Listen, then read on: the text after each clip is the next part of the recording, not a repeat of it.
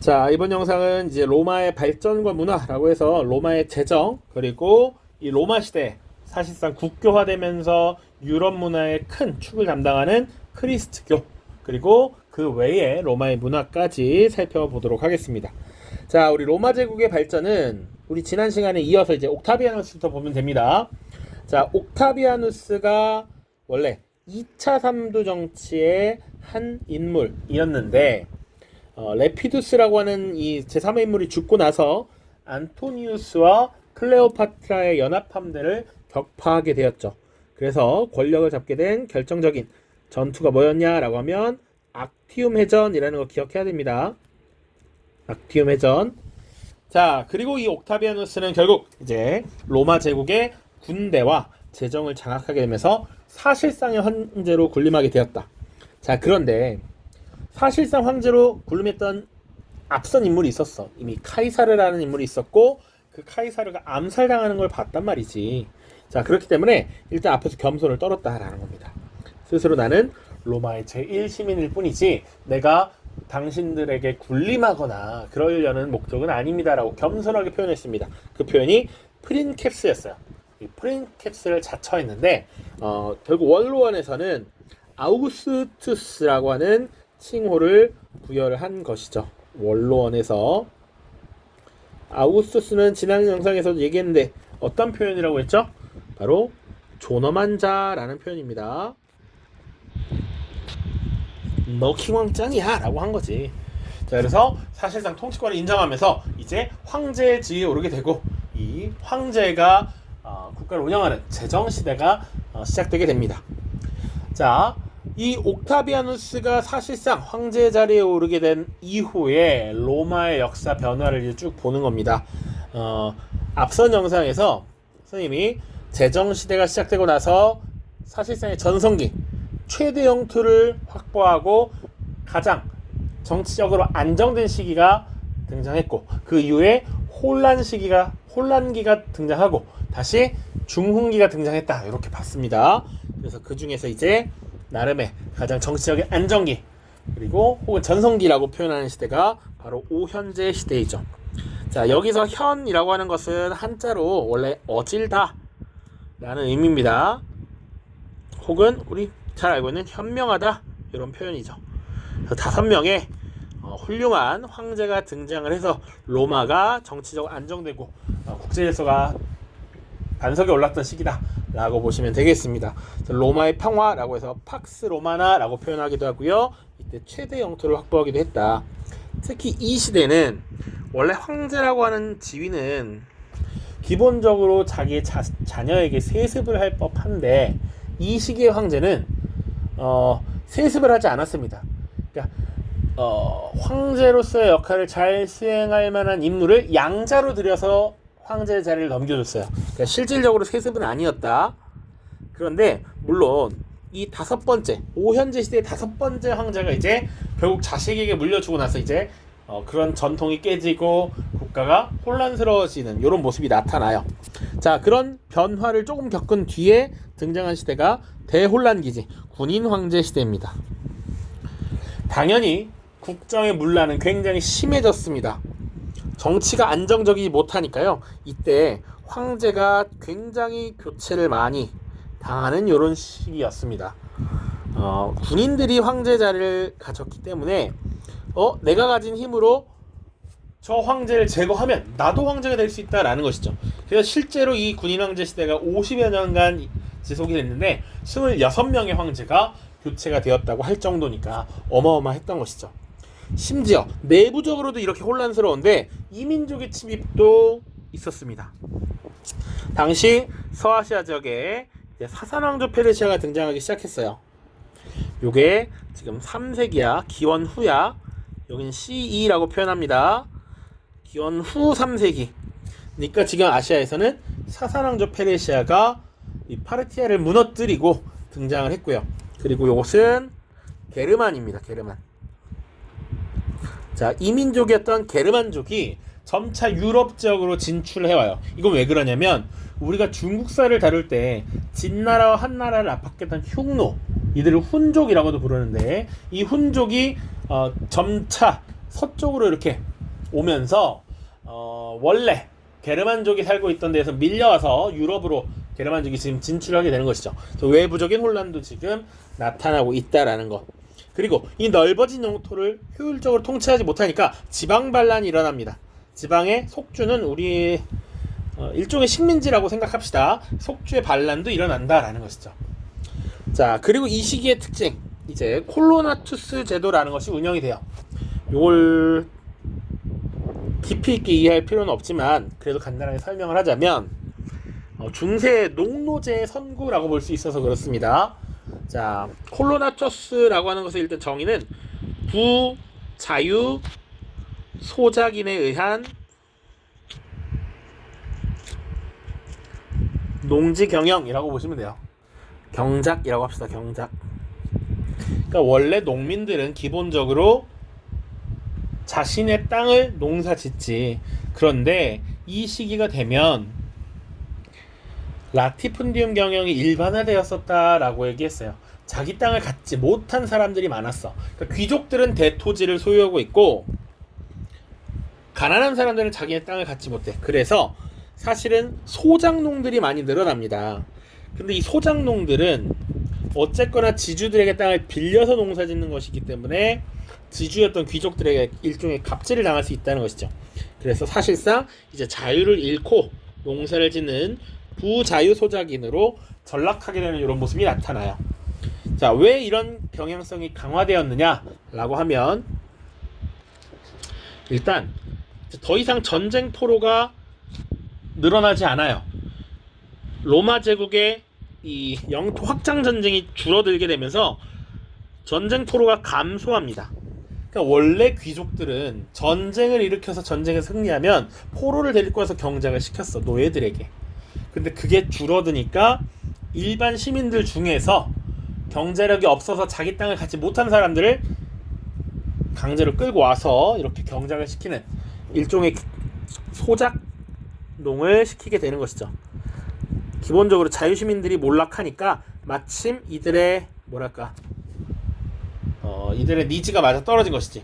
대토지를 갖고 있으나 일할 사람이 없어서 힘든 지주들, 그리고 땅이 없어서 농사를 못 짓고 굶어 죽게 생긴 자유시민들이 일종의 결탁을 하게 되면서 농민들은 사실상 지주에게 예속된 이런 부자유 소작인이 돼버린다. 이것이 나중에 중세의 농노제로 이어지는 겁니다.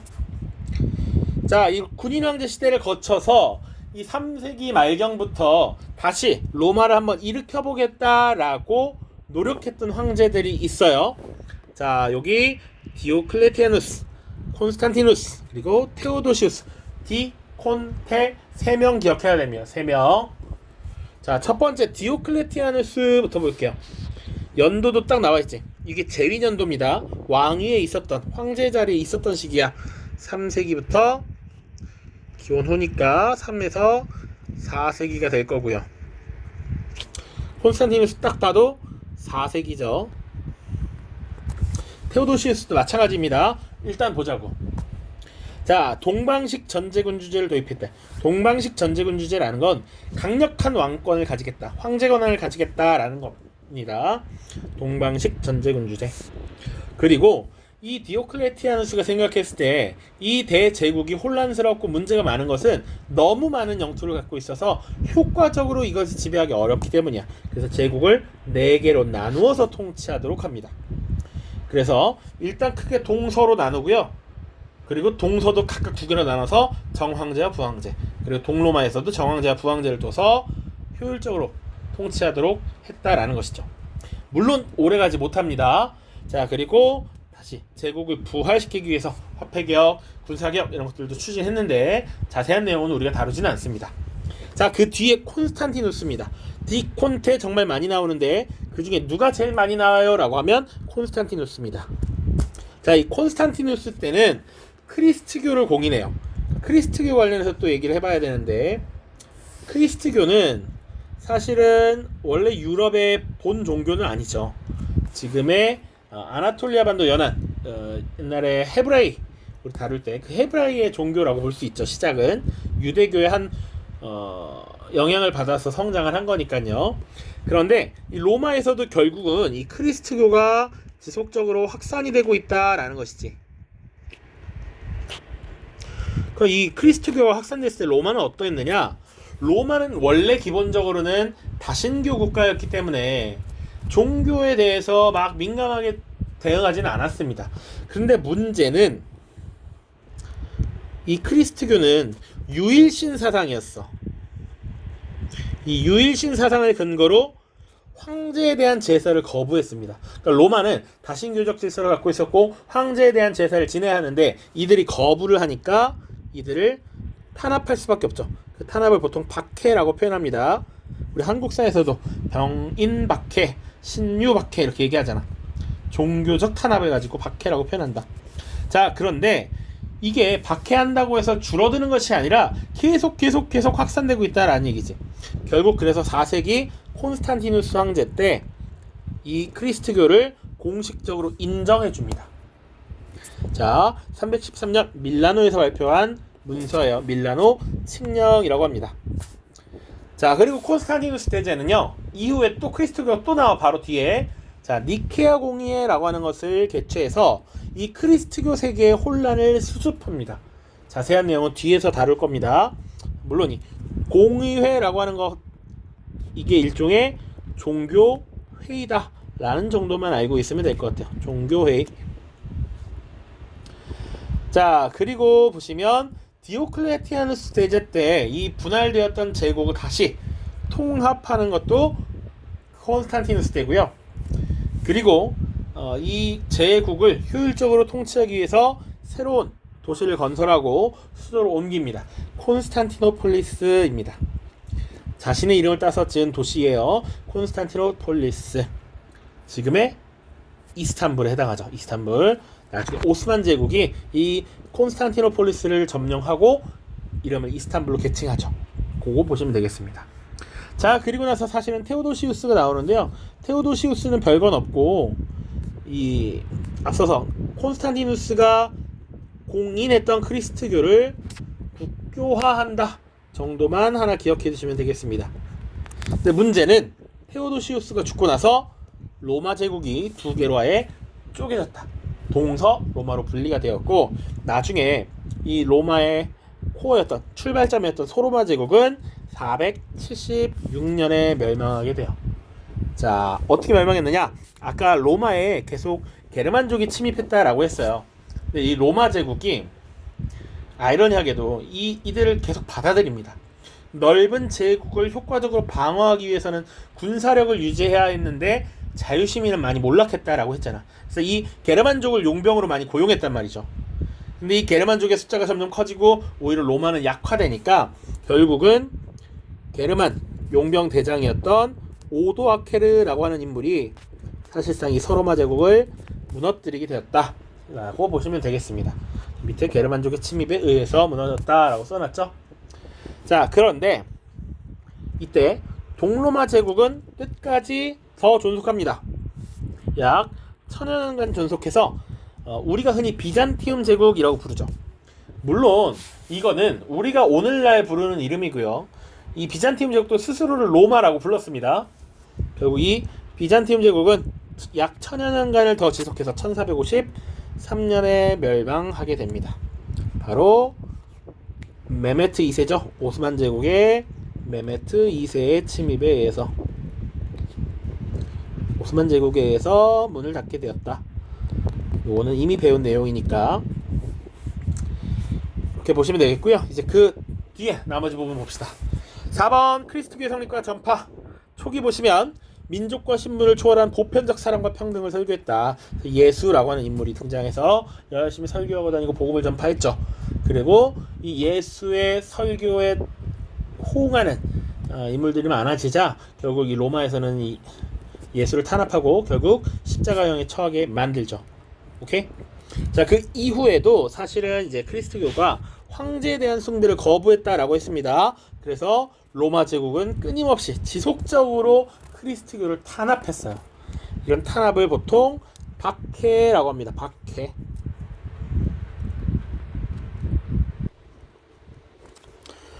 자, 초기 크리스트교 맞고요.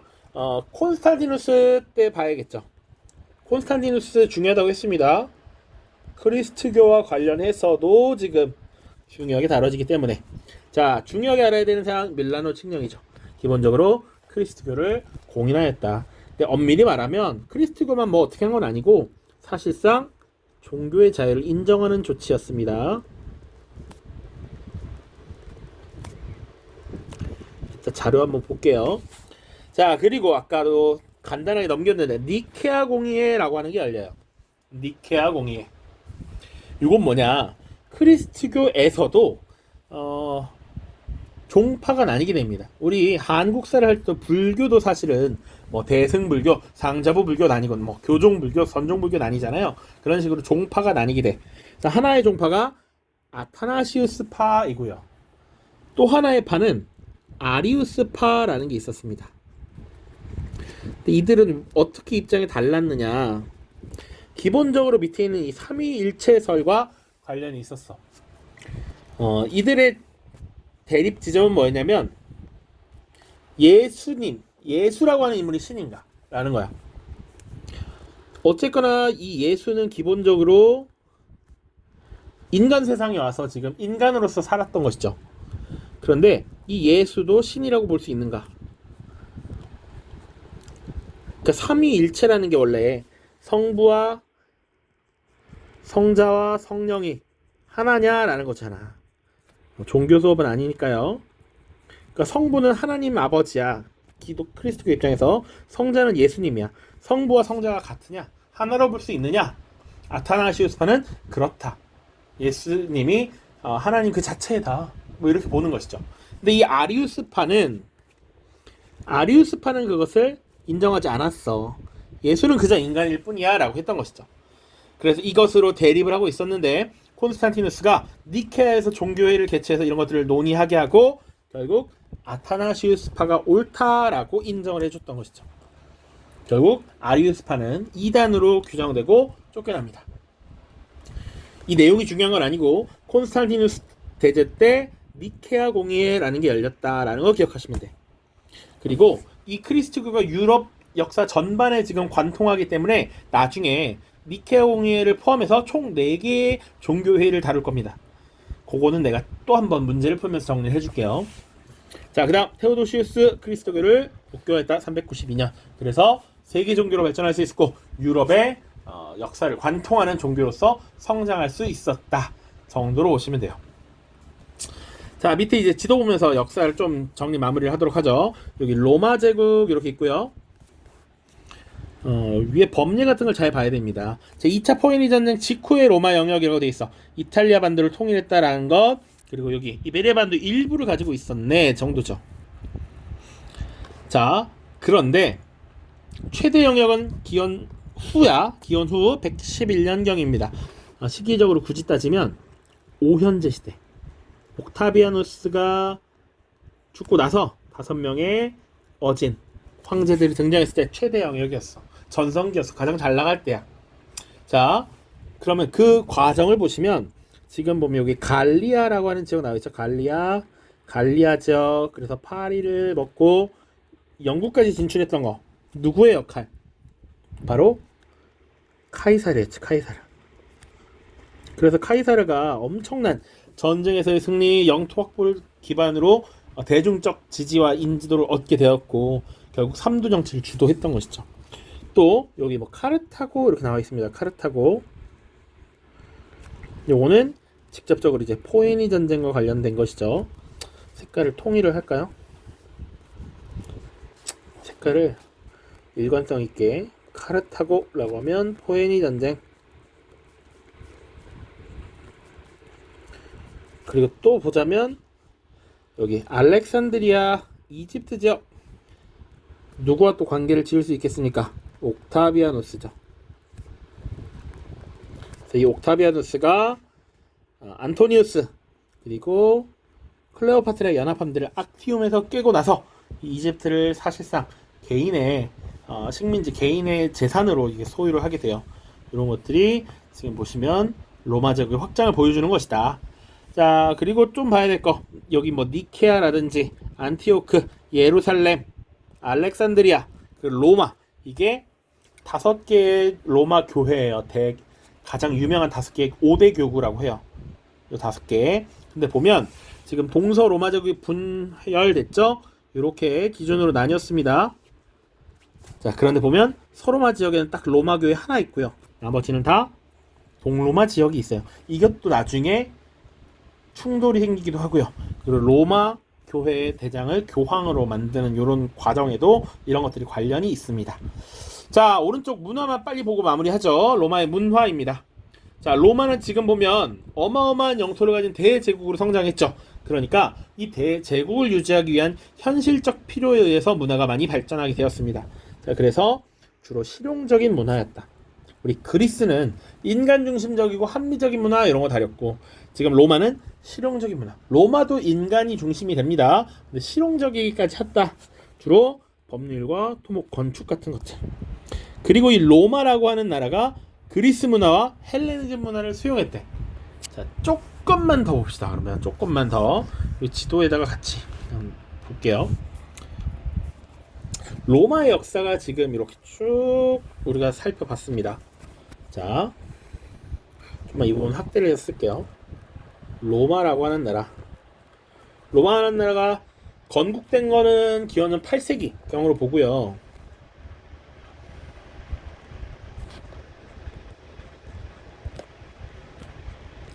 그리고 공화정이 수립된 것이 기원전 6세기 정도로 봅니다.